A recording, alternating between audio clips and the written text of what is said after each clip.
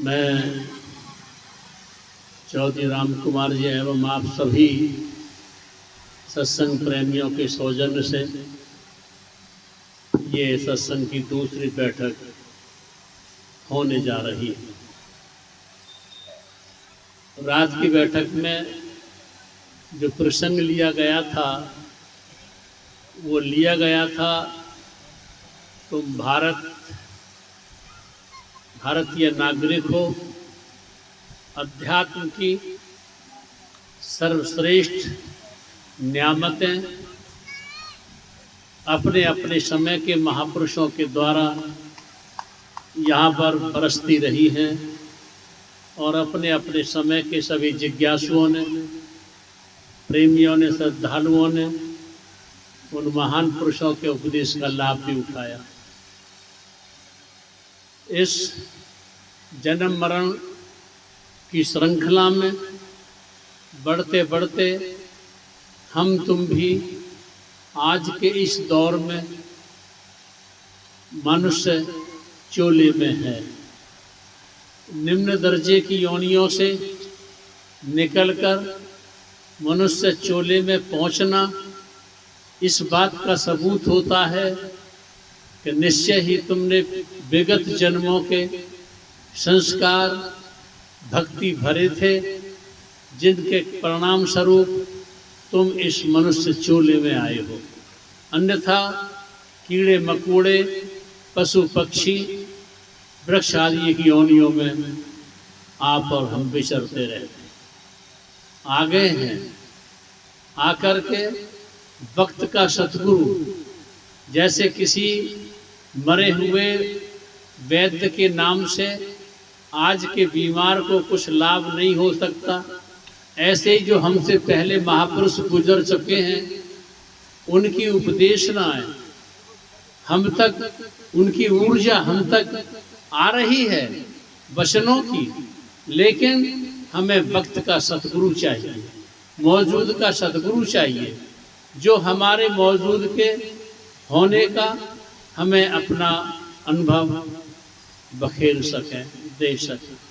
तो रात इसी बात पर आई थी कि आप सतगुरु की शरण में जाइए, और सतगुरु के अलावा चाहे आप कितने ही धर्म ग्रंथों का अध्ययन करते हैं, वेदों का करते हैं, शास्त्रों का करते हैं, उपनिषदों का करते हैं, अरण्यकों का करते हैं, स्मृतियों का करते हैं, कुरान का करते हैं, बाइबल का करते हैं, तौरात का करते हैं, अंजील का करते हैं, धम्मपद का करते हैं, किसी भी धर्म ग्रंथ का अध्ययन करते हैं, वो आपको संबोधन करेगा, वो शब्दों से संकेत करेगा, वो सत्य के प्रति, वो परमात्मा के प्रति उंगली उठाएगा शब्दों से। लेकिन जो लोग उन शब्दों को पकड़कर बैठ जाते हैं वो उन चीज़ों से वंचित रहते हैं, छूते रहते हैं, दूर रहते हैं जिनके लिए संकेत किया जाता है शब्दों का।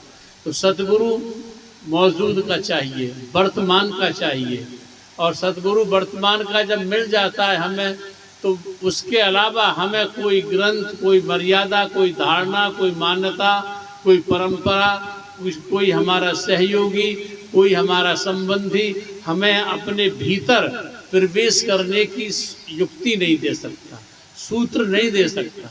परमात्मा हमारे भीतर है, परमात्मा की सारी नियामतें हमारे भीतर भरी पड़ी हैं, लेकिन हम भीतर प्रवेश कैसे करें, भीतर प्रवेश कैसे करें, इसे कोई किताब नहीं बताएगी, इसे कोई परंपरा नहीं बताएगी, कोई समूह नहीं बताएगा, कोई भी हमारे इकाइयों के संगठन नहीं बताएंगे, इसे तो सतगुरु ही बताएंगे। और सतगुरुओं में भी अंतर्मुखी होना चाहिए। अभी मैं पढ़ रहा था किसी महात्मा के विषय में, जैसे संत महात्माओं ने, प्रत्येक संत महात्माओं ने, चाहे वो हमारे कितने ही उच्च कोटि के महापुरुष हुए, सबने 10वां द्वार दोनों आँखों के बीच में ब्रह्मबद्ध से ऊपर 10वां द्वार कहा है, ब्रह्मांड को कहा 10वां द्वार। लेकिन एक ऐसे महात्मा थे जो ऊपर से गिरवाते थे, ऊपर से 1, 2, 3 आँखों के, नाकों के, कानों के, नाभि के उसको, और जनेंद्रिय को 10वां द्वार कहते थे। सारी व्यवस्था बदल दी, सारे संतों का ज्ञान बदल दिया। अकेले उस आदमी ने अकेले ने बदल दिया कि ऊपर से नहीं नीचे से गिनो। योनि द्वार को आप 10वां द्वार कहें, जनेन्द्रिय को 10वां द्वार कहें, सारी परंपरा कर दी। और इसमें क्या अनुभव करेगा आदमी? केवल जो है एक सांसारिक शरीर के सुखों की अनुभूति कर अलावा क्या करेगा? जिसे आप परमानंद कहेंगे, आत्मानंद कहेंगे, ब्रह्मानंद कहेंगे, सच्चिदानंद कहेंगे, शिव शब्दानंद कहेंगे, इन्हें क्या कहेंगे? तो आपको अंतर्मुखी इंट्रोवर्ट सतगुरु चाहिए, जो तुम्हारे भीतर ही तुम्हारे परमात्मा को लखाने का प्रैक्टिकल सूत्र दे। ये नहीं बातों से। कितने ही लोग हमने कहीं लिखा है, अरे खुद अपने ही कमरे में आने की राह भुला बैठे, और बैठ द्वार पर बाहर ही तुम केवल दीप जला बैठे। जैसे कुछ भीतर है ही नहीं, मजबूत किवाड़ लगा ली नी। सूरज की किरण और शुद्ध हवा दी, रोक नहीं जाने दी। खुद की गैर हाजिरी में वहाँ दुश्मन गिरोह बना बैठे, खुद अपने ही कमरे में आने की राह भुला बैठे।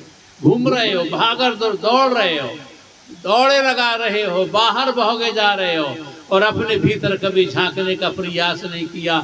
झांकते तो तब कोई तुमको भीतर का संकेत देने वाला मिलता, भीतर का अनुभवी मिलता, भीतर का स्वानुभव कराने वाला मिलता। इसको सतगुरु के अलावा कोई नहीं कराएगा। जैसे अगर कोई पुत्रवती होना चाहती है महिला, तो उसे पुत्रवती होने के लिए किसी न किसी की पत्नी स्वीकार करना ही पड़ेगा। बिना पत्नी बने पुत्रवती नहीं हो सकती। ऐसे यदि तुम्हें अपने भीतर परमात्मा की शब्दानुभूति, परमात्मा के प्रकाश की अनुभूति करनी है, तो आपको किसी न किसी सतगुरु की शरण में जाना ही होगा। और सतगुरु हो अंतर्मुखी, इंट्रोवर्ट सतगुरु हो, जो तुम्हें तुम्हारे भीतर परमात्मा के स्वरूप को, परमात्मा के प्रकाश को स्वानुभव कराने का सूत्र दे। तो यहाँ मैं थोड़ा सा इस विषय पे आपसे कहूँ, ये शरीर हमारी एक बीड़ा है, वाद्य यंत्र बीड़ा जो बजाते हैं, और इस शरीर में परमात्मा के शब्द को, संगीत को प्रकट करना है। इस शरीर में परमात्मा के स्वर को, संगीत को, शब्द को प्रकट करना है। और प्रकट करने के लिए कोई लोग कई होते हैं जो शरीरों को रंगते हैं, कपड़ों को रंग देते हैं, शरीरों को गृहस्थ से निकाल कर संन्यास वनों में ले जाते हैं, पहाड़ों पे धक्के खाते हैं, शरीर की पहचान बना लेते हैं, दाढ़ी मूछ बना लेते हैं, जब क्या क्या करते हैं। लेकिन नहीं, सतगुरु कहते हैं ये शरीर की बीड़ा है, इसके तारों को न ज़्यादा कसर रखो, न ज़्यादा ढीला करो।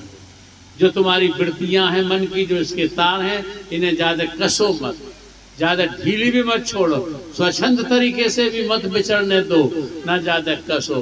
बस माध्यम स्वर, माध्यम से संगीत पैदा होगा। और संगीत जो तुम्हारे अंदर पैदा होगा, उसके लिए तुमको पता है कि ये, मुझे ज़्यादा लंबी बात नहीं करूँगा क्योंकि मुझे भी जाना है और गंगानगर राजस्थान पहुंचना है। आप लोग भी जाओगे, तो थोड़े से मैं एक घटना सुनाऊं। लखनऊ की, उत्तर प्रदेश की राजधानी लखनऊ है, वहाँ की नवाबी बड़ी मशहूर थी। नवाबों को अपने अपने तरीके के शौक होते थे, और उन शौकों में एक नवाब को संगीत सुनने का शौक बन गया। और उस समय का जो मशहूर संगीतज्ञ था, संगीतकार था, उसने उसको आमंत्रित किया कि आप मेरे महल में आकर अपने संगीत को सुनाएं। संगीतज्ञ ने, संगीतकार ने नवाब के प्रस्ताव को स्वीकार कर लिया और कहा मैं आऊँगा, लेकिन मेरे संगीत उसके सुनने में एक शर्त होगी। आप आने वाले जो आगंतुक हैं जो मेरा संगीत सुनने वाले आए उनको आप पहले ही सूचित कर दें कि जब मैं अपने संगीत की धुन निकालूंगा, उस संगीत की धुन निकालते में उन श्रोताओं का किसी का सिर नहीं हिलना चाहिए, वह झूमना नहीं चाहिए। अगर मेरे संगीत को सुनकर श्रोता का सिर हिल जाता है, तो श्रोता झूम जाता है, तो ये तुम्हें करना होगी व्यवस्था कि उसका तभी सिर कत्ल कर देना है, उसका सिर कत्ल करवा देना है, उसको चिन्हित कर देना है कि वो सिर कत्ल होगा उसका। नवाब ने उसकी शर्त को स्वीकार कर लिया और जो अपने श्रोता थे उन श्रोताओं को सबको सूचना दे दी कि मेरे यहाँ अमुक संगीतकार आ रहे हैं और संगीत सुनने के लिए आइए, जो संगीत का रस आनंद लेना चाहते हैं। और एक शर्त ये है कि जिस वक्त संगीतकार अपने संगीत को चरम पर ले जाए उस समय किसी का सिर नहीं झूमना चाहिए, सिर नहीं हिलना चाहिए। वाह वाह करते हैं ना जैसे, तो नहीं झूमना चाहिए। और अगर सिर झूम जाता है तो उसका सिर तुमको कत्ल कराना होगा। तो जो अपने सतगुरु के वचन पर, महावाक्य पर अडिग हैं, जिन्हें काल का, माया का, मन का, संसार का, किसी प्रकार का डगमगाहट नहीं है, अस्थिरता नहीं है, जो सतगुरु के वाक्य पर डिग है, हुए डिगने वाले नहीं, अडिग हैं, या जो सतगुरु के लिए मिट गए हैं, उन्हीं में तो परमात्मा प्रकट होता है। और जो मिटे नहीं हैं, कहीं लिखा है हम लोगों ने, गला बीज मिट्टी माई बिन गले न अंकुर निकल सका। जब तक कोई बीज मिट्टी में गलता नहीं है तब तक उसमें से नया अंकुरण पैदा नहीं होता है। ऐसे जब तक तुम मिटोगे नहीं तब तक तुम्हें परमात्मा, जब तक तुम्हारा मैं जिंदा है, जब तक तुम्हारा मैं कायम है, जब तक तुम में परमात्मा प्रकट नहीं हो सकता। मैं के पीछे तू नहीं छिप सकता। तो संगीतकार के सारे प्रस्तावों को स्वीकार किया नवाब ने, अपने प्रेमियों को आमंत्रित किया। प्रेमी आए, बैठे। संगीतकार ने कहा मेरी शर्त का पता है कि हाँ पता है। लोगों ने कहा अरे कोई बात नहीं, चलो सुनते हैं, बड़ा मशहूर संगीतज्ञ है, सुनेंगे। नहीं झूमेंगे, शरीर को कंट्रोल करते रहेंगे, नहीं झूमेंगे, लेकिन यार बड़ा मशहूर है, कोई विशेषता है इसके संगीत में, सुनेंगे जरूर। आ गए, बैठ गए। संगीतकार ने अपने वाद्य यंत्र को निकाला, संगीत को धीरे धीरे से अपनी गति पर ले गया, और जब गति के चरम पर पहुंचने लगा वो, तो जो श्रोता थे, जो संगीत को सुनने वाले थे, उनमें कुछ श्रोता ऐसे थे जो भूल गए, अपने को भूल गए, उस शर्त को भूल गए कि शर्त लगाई है, सिर नहीं हिलना चाहिए। मृत्यु को भूल गए, मौत को भी भूल गए कि तो कत्ल कर दिया जाएगा सिर। लेकिन जब मस्ती आई उनके भीतर, उस मस्त, कहीं लिखा है, उस मस्त नजर की मस्ती ने दुनिया को मस्त बना डाला। जो बन के भिखारी दर पे गया वो झोली अपनी भर लाया, और युगन युगन की प्यास मिटी वो अमृत उसे पिला डाला। उस मस्त नजर की मस्ती ने दुनिया को मस्त बना डाला। जो आप परमात्मा पर ठहर जाती है, परमात्मा के और अपने बीच में आने वाले मलों को, आवड़ों को दूर कर लेती है, निर्मल आंखें हो जाती हैं, उन आंखों की मस्ती अलग हो जाती है। और जब संगीतकार ने अपने संगीत को प्रकट किया तो भूल गए लोग, मृत्यु को भूल गए, कत्ल करा दिया जाएगा। जो अडिगता थी उनकी अडिगता कायम रही और झूम गए। संगीत के चरम पर पहुंचने पर झूम गए। जो नवाब ने सिरे पर खड़े कर रखे थे चिन्हित करने के लिए कि जिसका भी सर झूमता है, हिलता है, उसको आप चिन्हित करेंगे और संगीत के बाद में उनको कत्ल कर दिया जाएगा। झूम गए कुछ, और झूमने के बाद जब संगीतकार ने अपने संगीत को मध्यम उसमें लाया, शांत किया और नवाब से कहा, नवाब साहब, जिन जिन लोगों की गर्दन हिली है, झूम गए हैं, उनको कत्ल करने के लिए आपने चिन्हित करवा लिया है। तो नवाब ने कहा, हाँ, हम इनको कत्ल कराए देते हैं।